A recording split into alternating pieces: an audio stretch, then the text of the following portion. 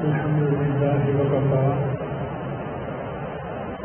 وسلام على عباده الذين اصطفى أما بعد أعوذ بالله من الشيطان الرجيم بسم الله الرحمن الرحيم ولنبلونكم بشيء من الخوف والجوع ونقص من الأموال والأنفس والثمرات وبشر الصابرين الذين إذا أصابتهم مصيبة قالوا إنا لله وإنا إليه راجعون أولئك عليهم صلوات من ربهم ورحمة وأولئك هم المهتدون سبحان ربك رب العزة عما يصفون وسلام على المرسلين الحمد لله رب العالمين اللهم صل على سيدنا محمد وعلى آل سيدنا محمد وبارك وسلم. اسلامی مہینہ محرم سے شروع ہوتا ہے اور ذی الحجہ پہ جا کر ختم ہوتا ہے. ابتدا میں بھی قربانی، انتہا میں بھی قربانی. ایک سبق ہے ہم سب کے لیے کہ جو کچھ ہمارے پاس ہے یہ سب اللہ کا دیا ہوا ہے. اللہ کے نام سے قربان کرنے کا وقت آئے تو انسان اس میں کمی نہ کرے. چنانچہ محرم میں سیدنا حسین رضی اللہ تعالیٰ عنہ کو شہید کیا گیا 10 محرم کو، اور ذی الحجہ میں حضرت ابراہیم علیہ السلام نے اپنے بیٹے اسماعیل علیہ السلام کو اللہ کے نام سے قربان کیا، جس کی وجہ سے عید الاضحیٰ منائی جاتی ہے. دونوں قربانیاں ہیں، ایک خلیل کی قربانی ہے، ایک محبوب کے نواسے کی قربانی ہے. اب یہ قربانی کے حالات کیسے ہیں اس کا پس منظر درس دیجیے کہ نبی علیہ السلام کے زمانے میں اللہ نے دین کو بہت قبولیت دی. یدخلون فی دین اللہ افواجا، آخری زمانے میں لوگ فوج در فوج، گروہ در گروہ دین میں داخل ہوتے تھے اور اسلامی سلطنت پھیلتی جا رہی ہے. جب نبی علیہ السلام نے پردہ فرمایا، اب کتنوں نے سر اٹھایا.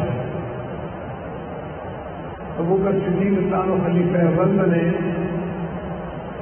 اور سب سے پہلا فتنہ جو پیش آیا وہ مانعین زکوٰۃ کا تھا کہ کچھ لوگ ایسے تھے جو کہنے لگے ہم زکوٰۃ بیت المال میں جمع نہیں کروائیں گے، اپنے علاقے میں خود تقسیم کر دیں گے. وہ زکوٰۃ کے منکر نہیں تھے مگر اجتماعی نظام کو توڑنا چاہتے تھے.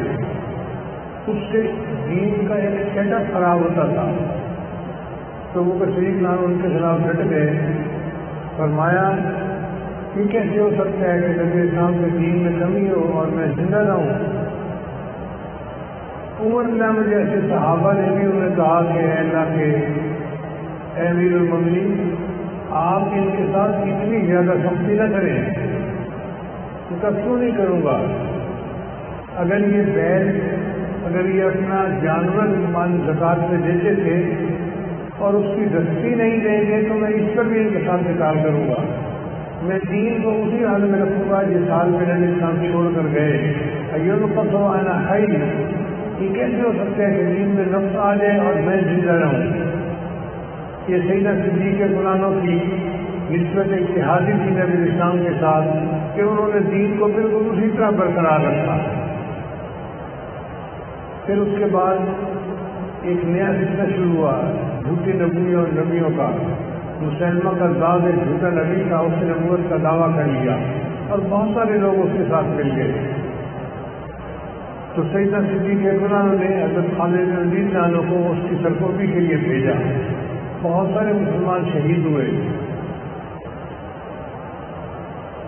بہرحال اللہ نے مہربانی کی کہ یہ فتنہ بھی ختم ہو گیا۔ پھر خوارج نے سر اٹھایا۔ یہ عجیب لوگ تھے جو کہتے تھے کہ کبیرہ گناہ اگر کسی سے ہو جائے تو وہ کافر بن جاتا ہے، اور وہ حضرت جانوں کے بڑے مخالف تھے۔ بہرحال یہ سلسلہ اس طرح چلتا رہا۔ سیدنا عمر جانوں کی خلافت آئی۔ عمر جانوں کی خلافت میں اللہ نے اس دین کو خوب پھیلایا، چنانچہ کسرا بھی فتح ہوا، کیسر بھی فتح ہوا، اور اللہ کے دین کی جو سرحدیں تھیں وہ بہت بڑھتی چلی گئی۔ علامہ اقبال نے کہا تھمتا نہ تھا کسی سے پہلے رواں ہمارا، جدھر جاتے تھے فتح قدم چومتی تھی۔ حضرت عمر جانوں کی خلافت کا زمانہ بہت پرسکون، پرامن اور بہت دین کی یعنی وسعت کا گزرا ہے۔ پھر اس کے بعد سیدنا عثمان غنی جانوں خلیفہ بنے، تیسرے خلیفہ راشد تھے۔ ان کے زمانے میں فتوحات اسی طرح جاری رہی، افریقہ فتح ہوا اور کہاں تک اسلامی سرحدیں پھیلتی چلی گئی۔ اللہ نے اسلام کو بڑی شان شوکت عطا فرمائی۔ سیدنا عثمان غنی عنہ کے آخری سالوں میں کچھ فتنہ گر لوگوں نے ایک فتنہ برپا کر دیا اور سیدنا عثمان غنی عنہ پر اعتراضات کرنے شروع کر دیے۔ ایسے اعتراض جن کے پیچھے حقیقت نہیں تھی، بس غلط فہمیاں تھیں۔ بہرحال یہ فتنہ اتنا بڑھا کہ سیدنا عثمان غنی عنہ کو شہید کر دیا گیا۔ اس کے بعد حضرت علی عنہ خلیفہ بنے، مگر حضرت علی عنہ کا پورا دور خلافت جو تھا وہ جنگوں کی نظر رہا۔ ایک طرف حضرت علی عنہ تھے اور دوسری طرف سیدنا امیر معاویہ رضی اللہ عنہ تھے۔ سیدنا امیر معاویہ رضی اللہ عنہ کا موقف یہ تھا کہ پہلے قاتلین عثمان کو سزا دی جائے، پھر آپ خلیفہ بنے۔ حضرت علی عنہ فرماتے تھے کہ مجھے اپنے قدم جمانے دو، پھر میں ان سے حساب لے لوں گا بعد میں۔ تو بہرحال یہ اختلاف بڑھا۔ حدیث مبارکہ میں نبی اسلام نے فئتین عظیمتین، جو بڑے گروہ ہوں گے جن کے درمیان جنگ ہوگی، اس کی آپ صلی اللہ علیہ وسلم نے پہلے سے بشارت عطا فرما دی۔ تو دونوں طرف چونکہ صحابہ تھے تو نبی اسلام نے ان کو فئتین عظیمتین کا لفظ فرمایا۔ یہ نبی اسلام کے الفاظ ہیں۔ بہرحال سے ایک وقت آیا کہ حضرت جانوں بھی شہید کر دیے گئے۔ اس کے بعد سیدنا حسن رضی اللہ تعالیٰ عنہ نے اپنی خلافت کا حق جو تھا تو حضرت امیر معاویہ عنہ کو دے دیا۔ یہ ان کی قربانی بہت بڑی تھی، اور امن کے لیے اتنی قربانی دینا یہ ایک مثال ہے شریعت کے اندر۔ سیدنا امیر معاویہ رضی اللہ تعالیٰ نے 20 سال حکومت کی۔ بہت مدبر تھے، سمجھدار تھے، اور اللہ نے ان سے وسعت کا کام دیا۔ حضرت عمر عنہ کے زمانے میں جو دین کو وسعت مل رہی تھی وہ سیدنا امیر معاویہ کے زمانے میں بھی اسی طرح جاری رہی۔ انہوں نے 20 سال حکومت کی۔ جب 10 سال گزرے تو ایک صحابی تھے حضرت مغیرہ بن شعبہ رضی اللہ تعالیٰ عنہ۔ یہ بڑے جلیل قدر صحابی ہیں جنہوں نے درخت کے نیچے بیعت رضوان کی تھی۔ لقد رضی اللہ عن المؤمنین اذ یبایعونک تحت الشجرہ، انہوں نے وہ شجرہ والی بیعت کی ہوئی تھی۔ تو انہوں نے سیدنا امیر معاویہ عنہ کو آ کر ایک بات کہی کہ آپس میں خلافت کے عنوان پہ جو تنازع تھا اس میں 1 لاکھ مسلمان شہید ہوئے، اور بڑی مشکل سے یہ معاملہ چلا ہے، اور اب صرف دین اسلام کو وسعت مل رہی ہے اور امن و امان کا سلسلہ ہے۔ میرا دل چاہتا ہے کہ آپ اپنی زندگی میں اپنا کوئی ولی عہد مقرر کر دیں تاکہ آپ کے پاس دوبارہ یہ فتنہ نہ کھڑا ہو جائے۔ اب مشورہ دینے والے نے اخلاص کے ساتھ مشورہ دیا تو سیدنا امیر معاویہ رضی اللہ عنہ نے دیکھا کہ کس کو نائب بنانا چاہیے۔ ان کو جتنے لوگ موجود تھے ان میں سب سے زیادہ بہتر اپنا بیٹا نظر آیا، یزید اس کا نام تھا۔ چنانچہ انہوں نے 10 سال کے بعد یزید کو اپنا ولی عہد متعین کر دیا اور اس پر لوگوں نے ان سے بیعت کی۔ جتنے مسلمان تھے سب نے بیعت کی سوائے 5 حضرات کے۔ یہ 5 حضرات نمایاں حضرات تھے، عالم حضرات تھے، بڑے شان رکھنے والے حضرات تھے۔ ان میں سے ایک سیدنا حسین رضی اللہ تعالیٰ عنہ نبی علیہ السلام کے نواسے تھے اور جنت کے سردار تھے، جنت کے نوجوانوں کے سردار تھے، اور ان کی شان بڑی تھی اور ان کو اللہ نے نبی علیہ السلام سے نسبت اتحادی عطا فرمائی تھی۔ ایک انہوں نے بیعت نہیں کی۔ ایک ابو بکر صدیق عنہ کے بیٹے عبد الرحمن بن ابی بکر، وہ بھی جو کہ صدیقی نسبت تھی، ان کو بھی اللہ تعالیٰ نے بڑا علم دیا تھا، انہوں نے بھی بیعت نہیں کی۔ اور تیسرا عبداللہ ابن عباس رضی اللہ تعالیٰ عنہ، یہ امام المفسرین بھی تھے اور نبی علیہ السلام کے بہت قریبی رشتے دار تھے، انہوں نے بھی بیعت نہیں کی۔ ایک عبداللہ ابن عمر رضی اللہ تعالیٰ عنہ، یہ امام المحدثین تھے، حضرت عمر رضی اللہ عنہ کے بیٹے تھے اور ان کی علم کی نسبت بہت اونچی تھی، بہت بلند تھی، یہ بڑے علماء صحابہ میں سے سمجھے جاتے تھے۔ اور 5ویں تھے عبداللہ ابن زبیر رضی اللہ تعالیٰ عنہ، یہ سیدنا صدیق رضی اللہ عنہ کے نواسے تھے، زبیر رضی اللہ عنہ کے بیٹے تھے۔ اللہ نے علم میں ان کو بھی اونچا مقام عطا فرمایا تھا، تو ان 5 حضرات نے بیعت نہیں کی۔ اب اللہ کی شان دیکھیے کہ وقت کے ساتھ عبداللہ ابن عبد الرحمن بن ابی بکر فوت ہو گئے تو باقی 4 حضرات رہ گئے۔ ایک سیدنا حسین عنہ، دوسرا سیدنا عبداللہ ابن زبیر عنہ، تیسرا عبداللہ ابن عمر اور عبداللہ ابن عباس عنہ۔ ان 4 میں سے 2 حضرات نے یہ فیصلہ کیا کہ ہمیں بیعت کر کے اجتماعیت کو مضبوط کر دینا چاہیے۔ چنانچہ عبداللہ ابن عمر عنہ نے اور عبداللہ ابن عباس عنہ نے اس کو ہاتھ پر بیعت کر دی۔ اب باقی 2 حضرات بچ گئے، ایک سیدنا حسین رضی اللہ تعالیٰ عنہ اور دوسرا عبداللہ ابن زبیر عنہ۔ عبداللہ ابن زبیر عنہ کے چاہنے والے مکہ مکرمہ میں بہت زیادہ تھے اور سیدنا حسین عنہ کے چاہنے والے تو پوری دنیا میں تھے، لیکن مدینہ میں بہت ہی زیادہ تھے۔ اب عبداللہ بن زبیر عنہ نے تو اپنے لیے عافیت اس میں ڈھونڈی کہ میں مکہ ہی میں رہوں گا، بادشاہ مکہ سے باہر نہیں نکلوں گا تاکہ جو حاکم ہے وہ میرے خلاف کوئی قدم نہ اٹھا سکے۔ اور انہوں نے سیدنا حسین عنہ کو بھی یہی مشورہ دیا کہ آپ جائیں اور جا کے مدینہ طیبہ کے اندر رہیں، آپ کے جانثار لوگ موجود ہیں، آپ کو وہاں کوئی ہاتھ نہیں لگا سکتا، آپ اپنی آرام کی زندگی گزاریں گے۔ مگر سیدنا حسین عنہ کا معاملہ اور تھا، ان کو کوفہ کے تقریباً 10-12 ہزار لوگوں کے خطوط ملے جس میں لوگوں نے کہا کہ جی آپ کوفہ آئیں، ہم آپ کے ہاتھ پر بیعت کرنے کے لیے تیار ہیں۔ اب سیدنا حسین عنہ کے سامنے اتنے ہزاروں لوگوں کے خط تھے جس کہ مجھے ان لوگوں سے بیعت لے لینی چاہیے۔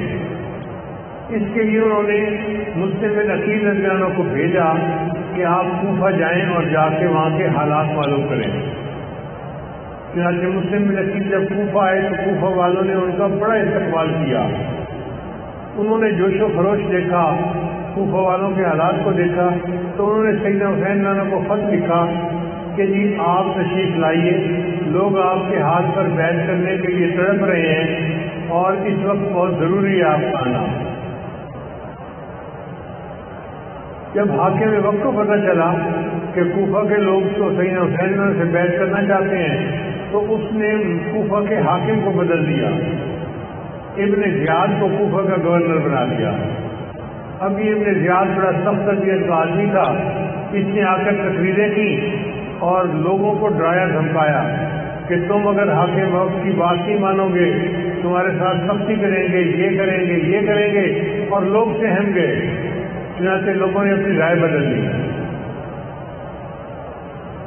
اب جب لوگوں کی رائے بدلتی نظر آئی تو جو نمائندے بھیجے تھے مسلم بن عقیل رضی اللہ عنہ، انہوں نے چاہا کہ میں خط لکھ کر سیدنا حسین رضی اللہ عنہ کو حالات کا اطلاع دے دیتا ہوں، مگر انہوں نے جس گھر میں پناہ لی وہاں ان کو شہید کر دیا گیا، اور وہ دوسرا خط نہیں لکھ سکے بتانے کے لیے کہ اب حالات وہ نہیں رہے جو پہلے تھے۔ ادھر سیدنا حسین رضی اللہ عنہ نے ارادہ کر لیا کہ میں کوفہ چلتا ہوں۔ بعض صحابہ نے ان کو منع بھی کیا کہ آپ اگر جانا چاہ رہے ہیں تو اپنے ساتھ لشکر لے کر جائیں۔ انہوں نے کہا نہیں، اللہ میری معافی کافی ہے، اور اگر اللہ کو منظور ہے میرا شہید ہو جانا تو میں شہید ہونے کے لیے تیار ہوں۔ موت سے تو وہ لوگ ڈرتے نہیں تھے، ان کے دل میں اللہ تعالیٰ کی محبت ایسی تھی کہ وہ ترستے تھے کہ ہمیں شہادت کا رتبہ نصیب ہو جائے۔ چنانچہ وہ اپنے کنبے کو لے کر، خاندان کی عورتوں مردوں کو لے کر وہاں سے نکلے۔ جب کوفہ کے قریب پہنچے تو ابن زیاد نے ایک شخص تھا، اس کا نام تھا شمر، وہ بہت ہی شقی القلب بندہ تھا، اس کو بھیجا اور اس کو کہا کہ جا کے تم ان سے بیعت لو اور اس قصے کو ختم کرو تاکہ یہ معاملہ ختم ہو جائے۔ جب باقی سارے لوگ مجھ سے بیعت کر چکے ہیں تو پھر صرف یہ 100 بندے ہیں گھر کے، تو اس گھرانے کو بھی بیعت سے آمادہ کر لیا جائے۔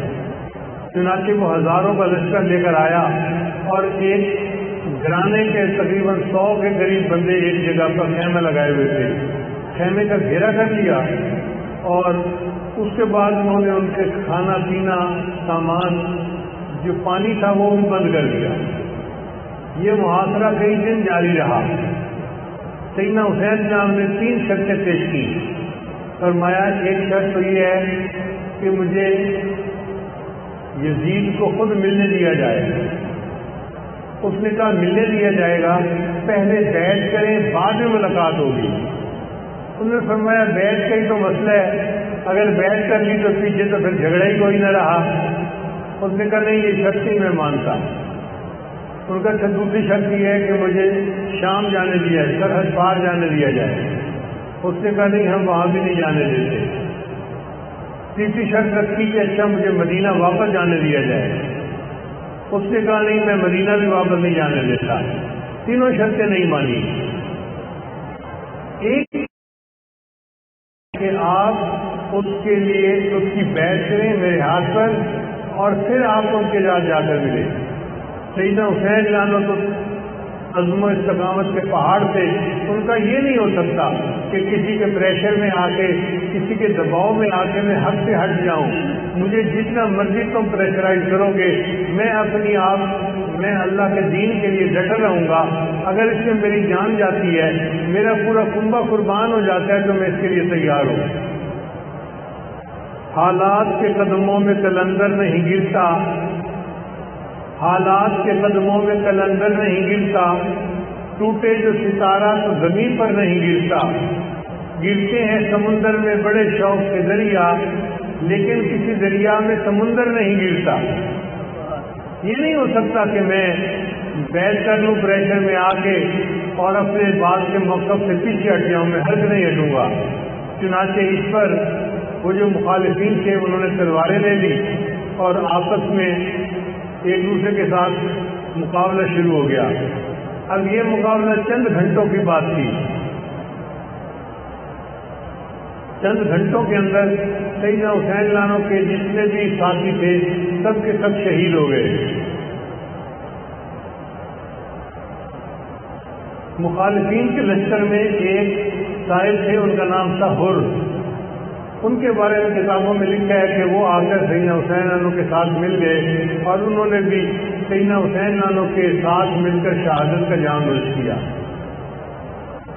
پھر ایک وقت آیا کہ جب سارے مرد شہید ہو گئے، عورتیں خیمے میں تھیں اور خیموں میں ایک حضرت حسین کے بیٹے تھے زین العابدین رحمۃ اللہ علیہ، بڑے عالم تھے مگر ان کو بخار تھا، بیمار تھا، تو وہ بھی خیمے کے اندر ہی تھے۔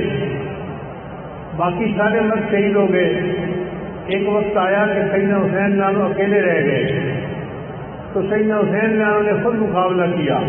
اب آپ اندازہ لگائیے کہ چاروں طرف سے مخالفین نے گھیرا کیا ہوا ہے اور ہزاروں کی تعداد میں ہیں، اور یہ اکیلے ہیں اور ان کے ساتھ نمرد آزما ہے، اور ان کو موت سے کوئی ڈر نہیں ہے، بلکہ یہ اللہ کے دین کے لیے اپنی جان کا نذرانہ اپنے اللہ کو پیش کر رہے ہیں۔ اتنے میں عصر کی نماز کا وقت آ گیا تو سیدنا حسین نے عصر کی نماز قضا نہیں کی بلکہ عصر کی نماز پڑھنی شروع کر دی۔ وہ جانتے تھے کہ نماز اتنی اہم ہے کہ عین حالت جنگ میں بھی اس کو قضا نہیں کر سکتے، اس کو پڑھنا ضروری ہے۔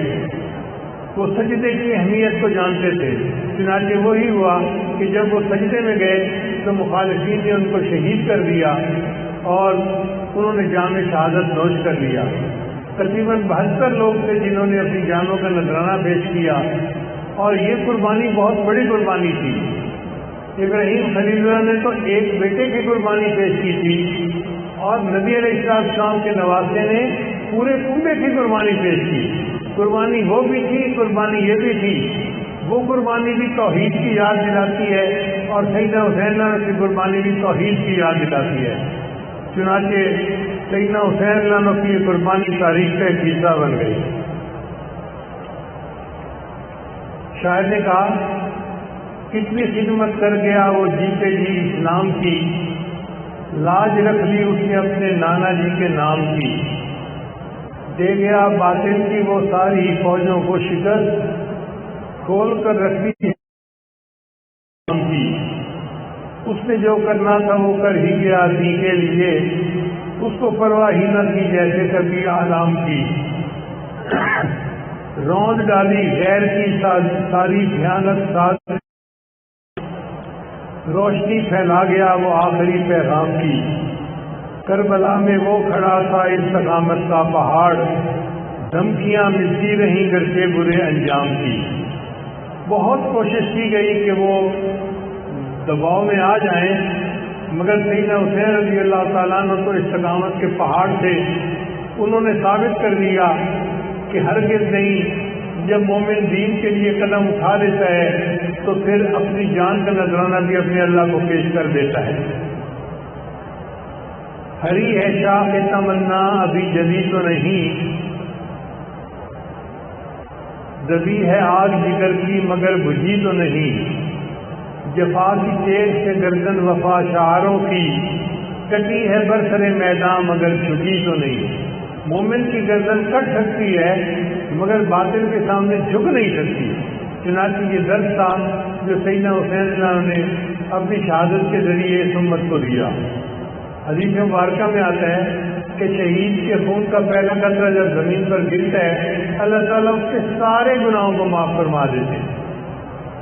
پھر حدیث مبارکہ میں آتا ہے کہ اللہ تعالیٰ جنتیوں سے جنت میں پوچھیں گے کہ کیا تمہیں کسی اور چیز کی ضرورت ہے؟ تمہیں کوئی چیز جو مزہ دیتی ہو اور نہ تمہارے پاس موجود ہو تو وہ چیز مجھے بتاؤ۔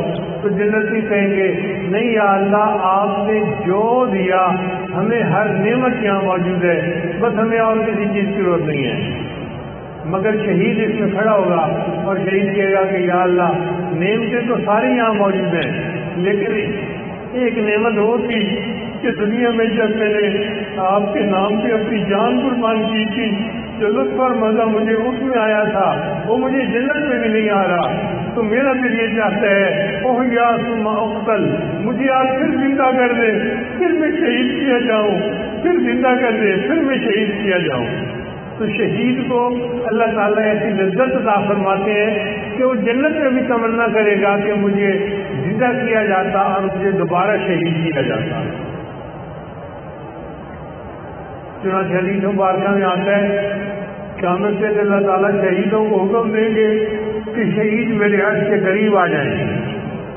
اگر کسی شہید کے راستے میں حضرت ابراہیم خلیل اللہ بھی کھڑے ہوں گے تو ابراہیم خلیل اللہ راستہ چھوڑیں گے تاکہ وہ شہید اللہ کے عرش کے قریب اللہ کے عرش کے قریب ہو جائے. اللہ تعالیٰ شہید کو اتنا مقام عطا فرمائیں گے. اور امام قرطبی رحمۃ اللہ علیہ فرماتے ہیں کہ ہر بندے کی جب موت کا وقت آتا ہے تو ملک الموت اس کی روح کو قبض کرتے ہیں، لیکن جب شہید کی موت کا وقت آتا ہے تو اللہ تعالیٰ فرماتے ہیں ملک الموت کو، ملک الموت یہ میرا عاشق ہے، یہ میرے نام پہ قربان ہو رہا ہے، تو پیچھے ہٹ اس کی روح کو میں قبض کروں گا. چنانچہ شہید کی روح کو اللہ رب العزت خود قبض فرماتے ہیں.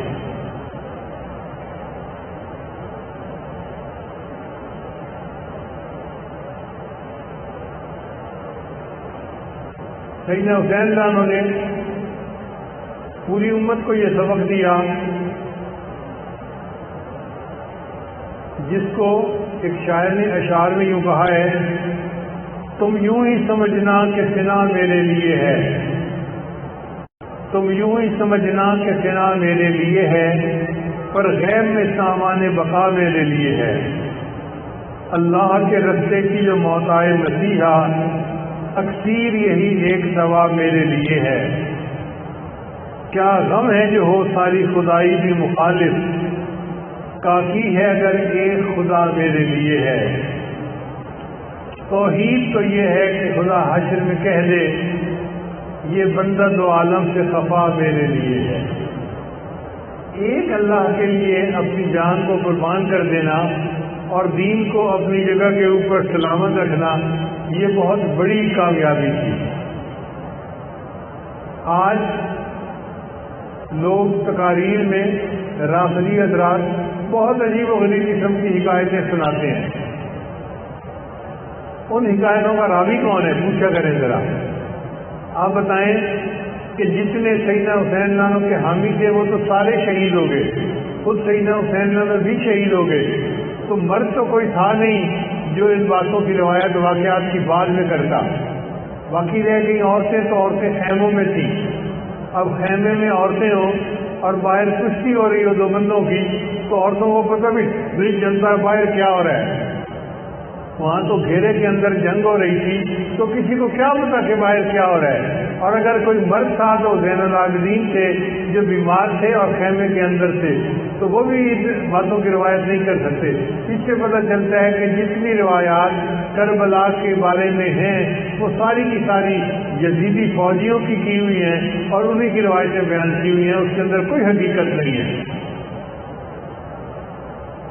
ان روایات کے پیچھے مت جائیں، بس یہ ذہن میں رکھیں کہ اللہ کے محبوب صلی اللہ علیہ وسلم نے اپنے نواسے کو دین کی قربانی کے لیے ایسی تربیت دی تھی کہ ان کے نواسے نے دین کی خاطر پورا کنبہ قربان کر کے دکھا دیا. اس کو علامہ اقبال نے یوں کہا ہے، غریب و سادہ اور رنگین ہے داستان حرم، کہ حرم کی داستان غریب کا مطلب ہوتا ہے انوکھی، 1 in million، اس کو غریب کہتے ہیں. غریب و سادہ اور رنگین، رنگین سے مراد یہ کہ خون بہا ہے. غریب و سادہ اور رنگین ہے داستان حرم، نہایت اس کی حسین ابتدا ہے اسماعیل. اس کہانی کی ابتدا اسماعیل علیہ السلام سے شروع ہوئی کہ انہوں نے اللہ کے نام سے اپنی جان قربان کی تھی، اور اس کی انتہا سیدنا حسین عنہ پہ ہوئی کہ سیدنا حسین عنہ نے اپنا پورا کنبہ قربان کروا دیا تھا. اس میں کوئی شک نہیں کہ سیدنا حسین عنہ کی قربانی بہت بڑی قربانی ہے. اللہ تعالیٰ ہمیں سیدنا حسین عنہ کے ساتھ سچی محبت عطا فرمائے اور جنت میں ان کے قدموں میں جگہ عطا فرمائے. نبی رسول نے فرمایا الحسین منی وانا من الحسین. یہ نبی علیہ السلام کے ساتھ سچی نسبت اتحادی ہونے کی دلیل ہے ان کے بعد. آج چونکہ 8 محرم کا دن ہے، اس لیے واقعہ کربلا کے بارے میں نے چند باتیں تاریخی آپ کی خدمت میں پیش کر دی. کسی شاعر نے کہا، کٹا کر گردنیں دکھلا گئے ہیں کربلا والے، کٹا کر گردنیں دکھلا گئے ہیں کربلا والے، کسی بندے کے آگے جھک نہیں سکتے خدا والے. جو اللہ والے ہوتے ہیں وہ اللہ کے علاوہ کسی کے آگے نہیں جھکتے، بندوں کے آگے تو جھک ہی نہیں سکتے۔ اللہ تعالی ہمیں بھی ایسا ایمان عطا فرمائے، ایسی ہمت اور ایسی استقامت عطا فرمائے۔ وآخر دعوانا ان الحمد للہ رب العالمین۔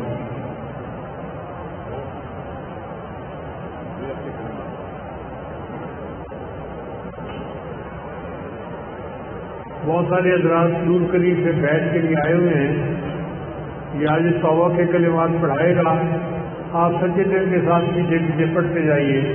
بسم اللہ الرحمن الرحیم، لا الہ الا اللہ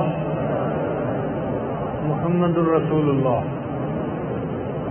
آمنت باللہ وملائکتہ وکتبہ ورسلہ والیوم الآخر والقدر خیرہ وشرہ من اللہ تعالی والبعث بعد الموت، آمنت باللہ کما ہوا باسمائہ وصفاتہ وقبلت جمیع احکامہ اقرار باللسان وتصدیق بالقلب، اشہد ان لا الہ الا اللہ واشہد ان محمدا عبدہ ورسولہ، استغفر اللہ ربی من کل ذنب واتوب الیہ برحمتک یا ارحم الراحمین۔ ان کلمات کو پڑھنے سے بیٹھ ہو چکے ہیں، چند معمولات ہیں جن کو کریں گے تو اللہ تعالیٰ دل کو منور کریں گے۔ پہلا عمل 100 مرتبہ استغفار صبح و شام پڑھنا، دوسرا عمل 100 مرتبہ درود شریف صبح و شام پڑھنا، تیسرا عمل قرآن مجید 1 پارہ تلاوت روزانہ کرنا، چوتھا چلتے پھرتے ہر وقت دل میں اللہ کو یاد کرنا، اس کو وقوف قلبی کہتے ہیں، اور 5واں عمل ہے مراقبہ۔ مراقبے کا طریقہ یہ ہے کہ جب نماز پڑھ کے فارغ ہوں تو تھوڑی دیر کے لیے اللہ کی طرف متوجہ ہو جائیں، آنکھیں بند کر لیں، یہ سوچیں کہ اللہ کی رحمت آ رہی ہے، دل میں سما رہی ہے، دل کی ظلمت اور سیاہی دور ہو رہی ہے، اور میرا دل اللہ اللہ اللہ کہہ رہا ہے۔ انشاءاللہ یہ چند منٹ کا مراقبہ دل میں اللہ کی محبت کو پیدا کرے گا اور آپ خود اس کی حرارت کو محسوس کریں گے۔ اللہ تعالیٰ سب کو اپنے مقبول بندوں میں شامل فرمائے۔ جزاکم اللہ۔